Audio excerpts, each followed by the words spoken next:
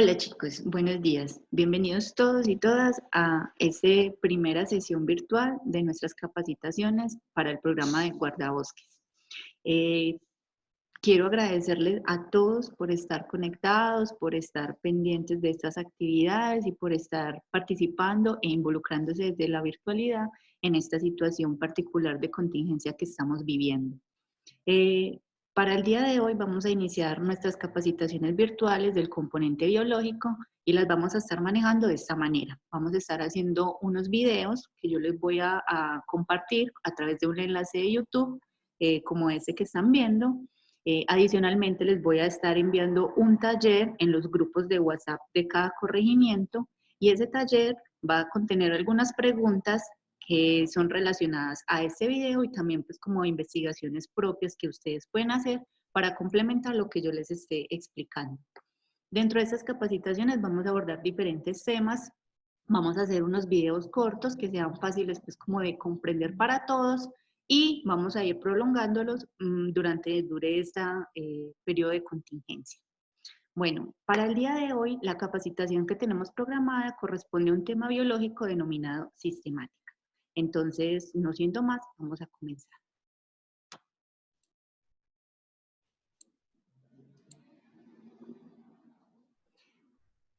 Quiero agradecerle también pues, a la Alcaldía de Medellín, a la Secretaría de Medio Ambiente y a la Corporación Parque Arví por aprobarnos estas actividades y por permitirnos estar con ustedes a través de estas estrategias digitales. Entonces, antes de empezar con nuestra primera capacitación, que sería la de sistemática, entendamos que esto es una primera sesión, o sea, no vamos a abordar todos los contenidos directamente, sino que vamos a abordar una primera parte. Cuando hablamos de sistemática, es muy importante primero tratar de comprender el concepto de diversidad. ¿Y a qué nos referimos cuando hablamos de diversidad? Nos referimos a todos los diferentes tipos de organismos vivos y a todos los ecosistemas que hay en el planeta. Esto es lo que nosotros, este componente vivo es lo que nosotros denominamos la biodiversidad. Entonces nosotros estamos hablando constantemente de la biodiversidad de nuestras reservas o la biodiversidad de Medellín, del Valle de Aburrá, de Antioquia, de Colombia, incluso la biodiversidad del mundo. Pero entonces, ¿qué tanta biodiversidad hay? ¿Cuántas especies hay en el mundo realmente?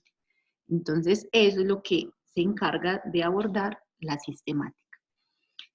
Cuando ustedes piensan en el número de especies que puede haber en el planeta, lo que yo les estoy preguntando es si sumamos los pajaritos, pues el cacique candela, si sumamos los pechirrojos, los azulejos, los verdulejos, a eso le sumamos todos los mamíferos que son los jaguares y los pumas y todas estas especies, y eso le seguimos sumando todos los diferentes tipos de mariposas, la monarca, las alas de cristal, y también le sumamos los tipos de moscas, las moscas que vemos en la casa, las moscas de la fruta, y seguimos haciendo esa suma, ¿cuántas especies podemos obtener? Es decir, ¿cuál es la biodiversidad real y total del planeta?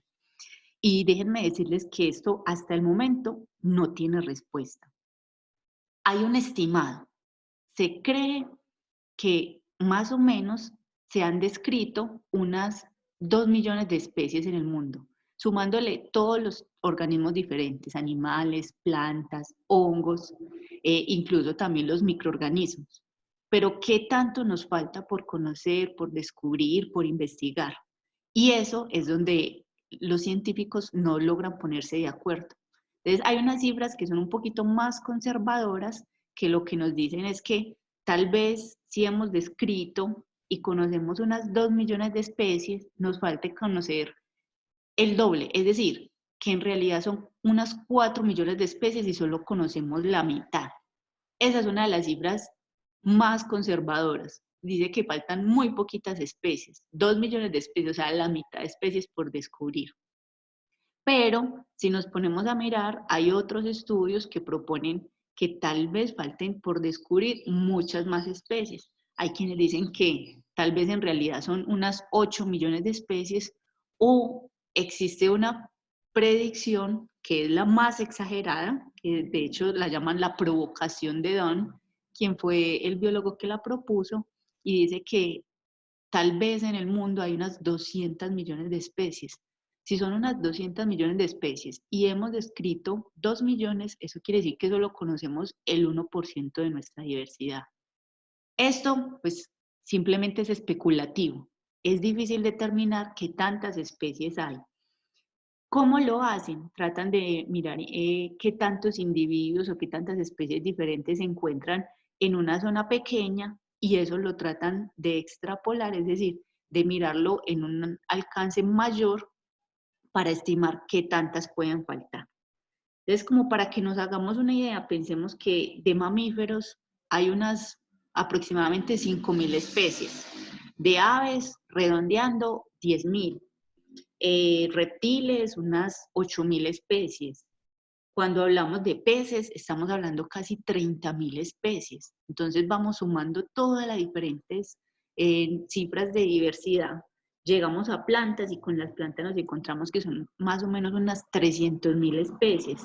Y si miramos los insectos, que son el grupo más numeroso del planeta, se estima que son 1.000.000 de especies. Entonces miren que esas son las que conocemos, pero nos queda muchísimo por descubrir. Entonces aquí es donde entra la sistemática, que es el tema de nuestro día de hoy.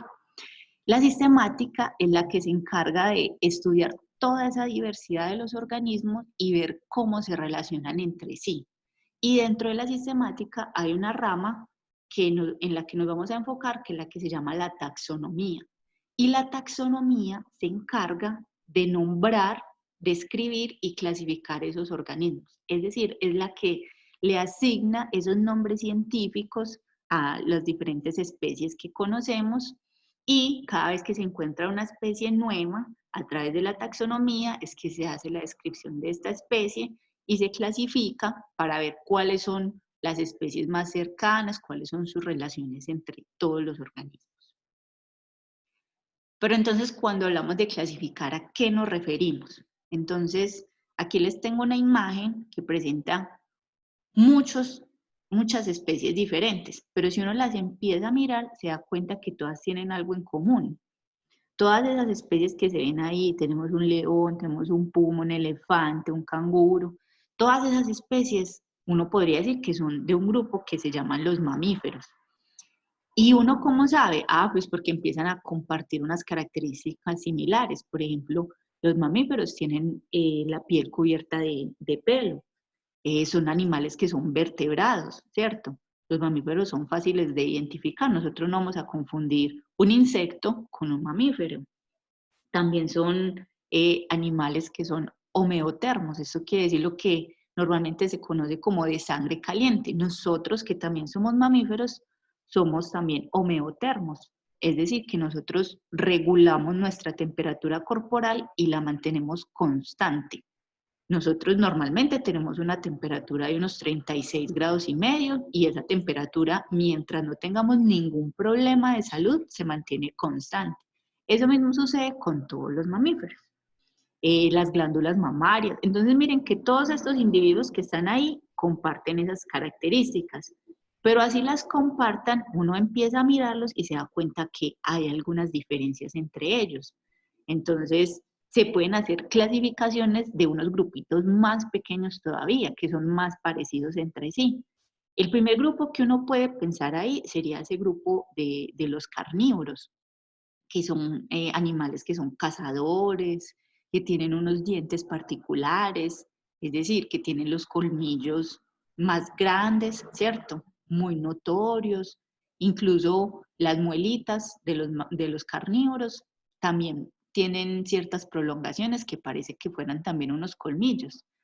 Entonces ahí podríamos meter al león, podríamos meter al puma, podríamos meter al oso, todos ellos son carnívoros. Pero también entonces podemos hacer otro grupo, que es el grupo donde están, por ejemplo, los primates. En los primates estarían todos esos pequeños simios, ¿cierto? El chimpancé, el orangután, estaríamos nosotros en ese grupo. Y si nos damos cuenta, miren que ya son unas características diferentes. Entonces, de eso se trata la taxonomía y de eso se trata la clasificación, de tratar de encontrar similaridades, parecidos entre los organismos y empezar a formar pequeños grupitos.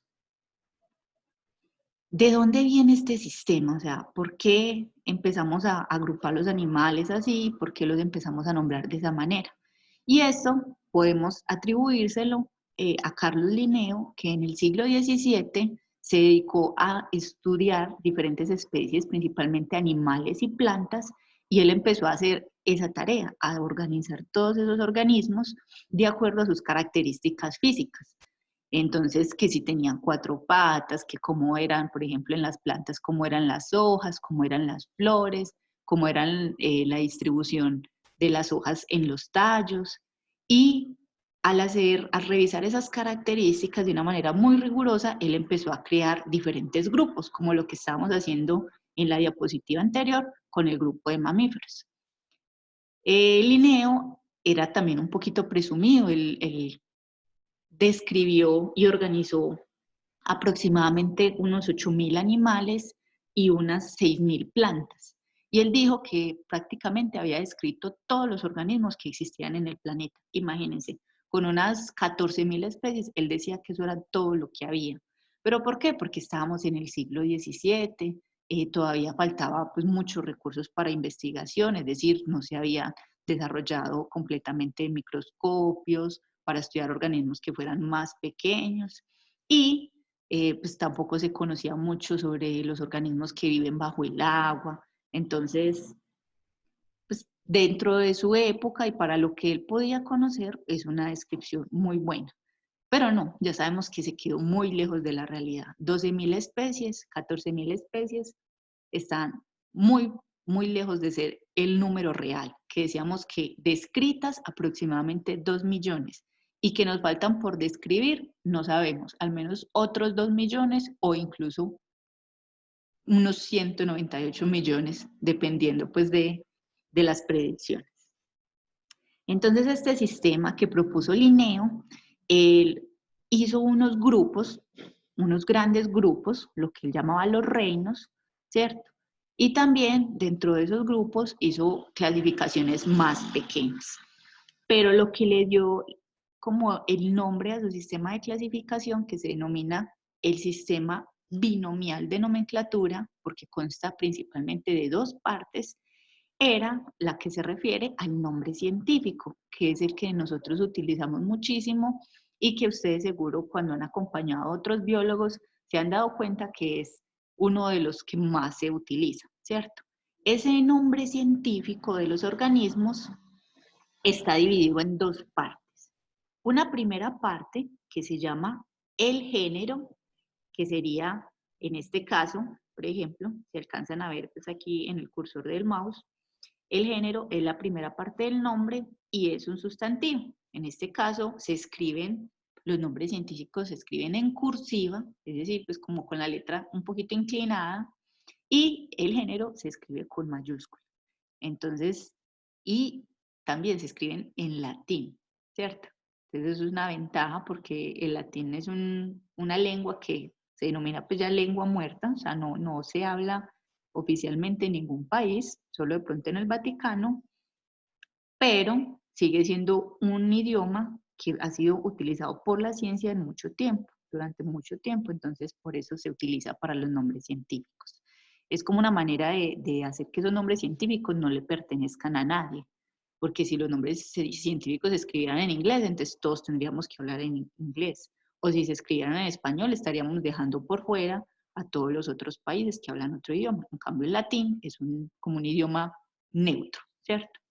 Entonces, la primera parte, les decía, el nombre científico sería el género, y la segunda parte es un adjetivo y pues como se complementa con el género para completar el nombre científico. Entonces, el nombre científico siempre está formado por esas dos partes. Vamos a ver que también como algunos ejemplos de nombres científicos y vamos a entender por qué son importantes estos nombres científicos. Adicionalmente, también tenemos algo que se conoce como el nombre común o el nombre vulgar. El nombre vulgar es el nombre que le damos normalmente a estos organismos desde nuestra experiencia, desde nuestras vivencias, desde nuestra cultura. Es ese nombre vulgar, por ejemplo, para esta especie que es el Homo sapiens corresponde al humano, ¿cierto? O sea, nosotros también tenemos nuestro nombre científico y nuestro nombre científico es Homo sapiens. Y el nombre común sería decir humano o ser humano o persona, ¿cierto?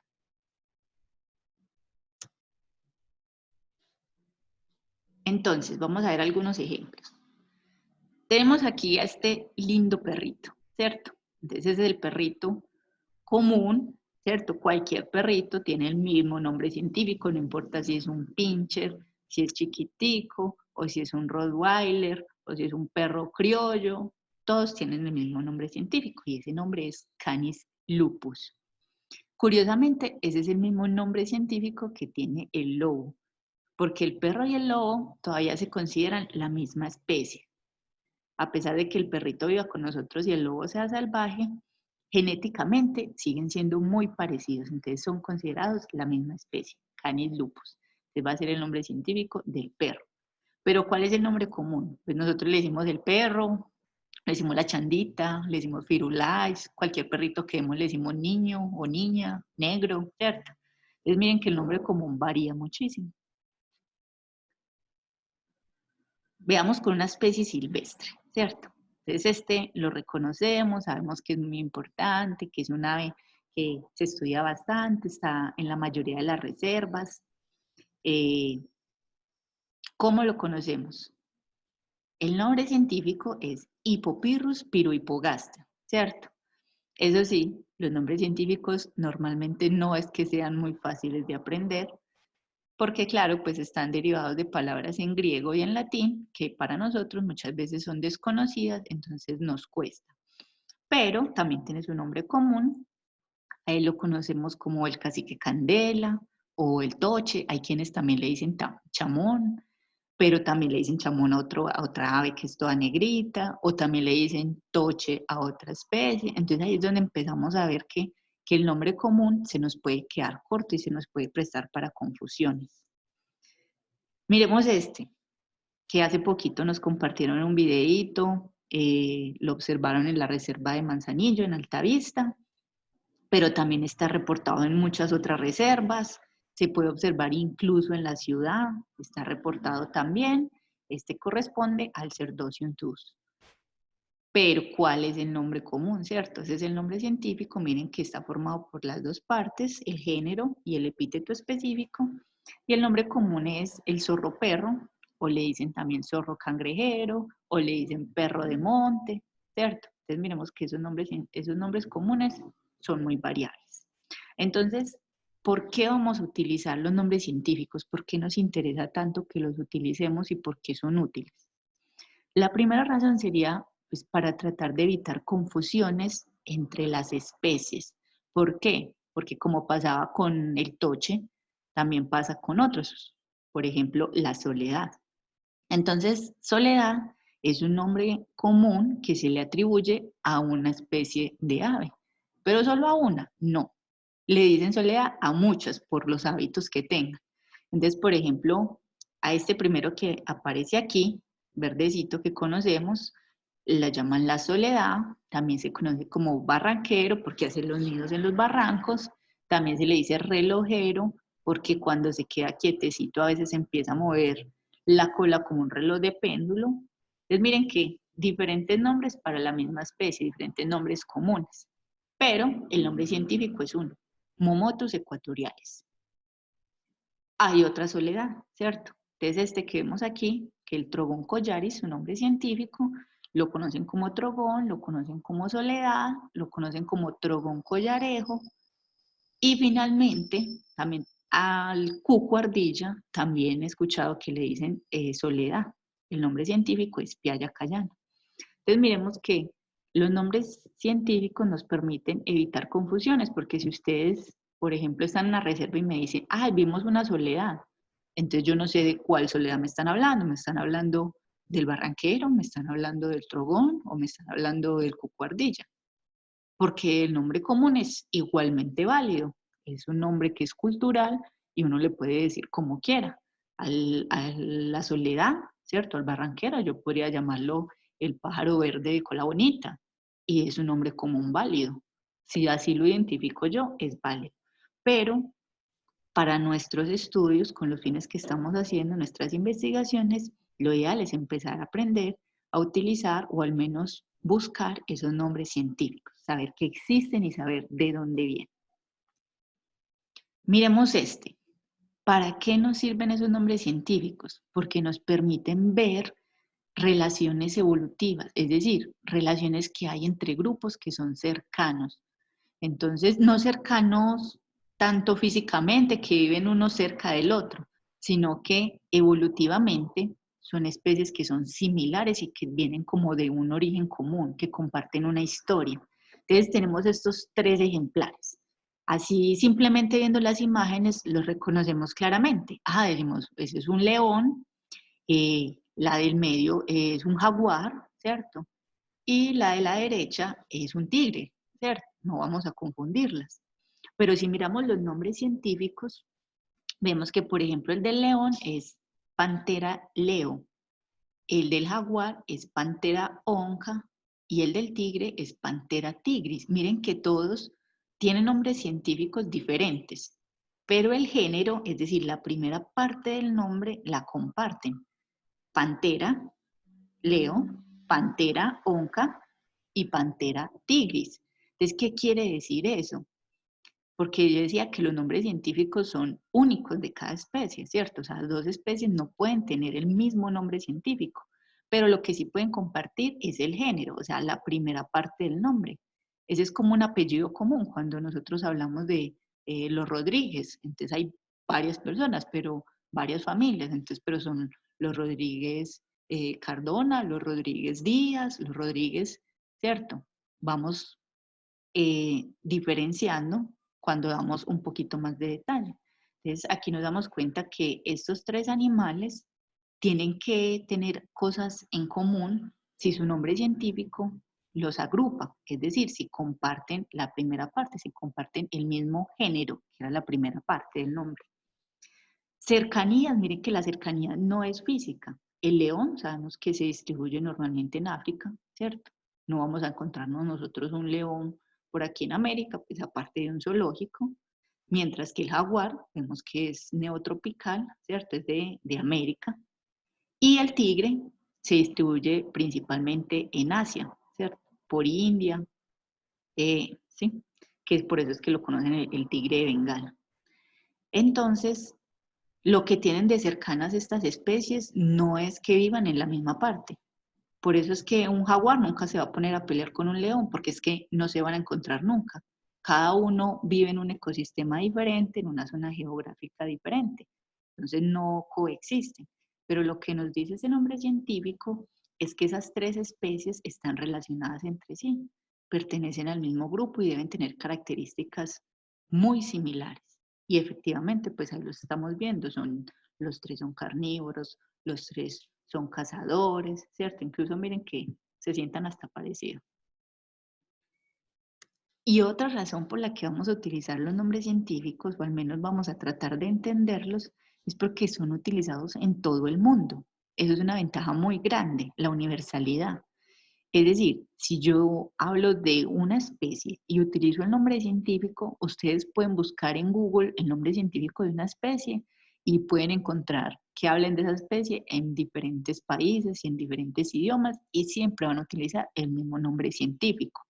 No va a pasar lo mismo con el nombre común, porque el nombre común nos va a cambiar también entre idiomas.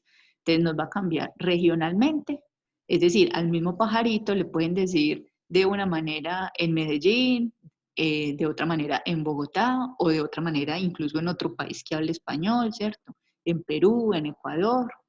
Y ahora si nos pasamos a países que hablen idiomas diferentes, va a ser todavía peor. Entonces miremos en este caso un conejito, el conejo sabanero, el Silvilagus brasiliensis, que es un conejo pues, que puede estar reportado en algunas de las reservas. En Estados Unidos a un conejo le dicen rabbit, nada que ver con nuestro conejo, ¿cierto? En francés se dice lapin, mientras que en alemán sería Kaninchen.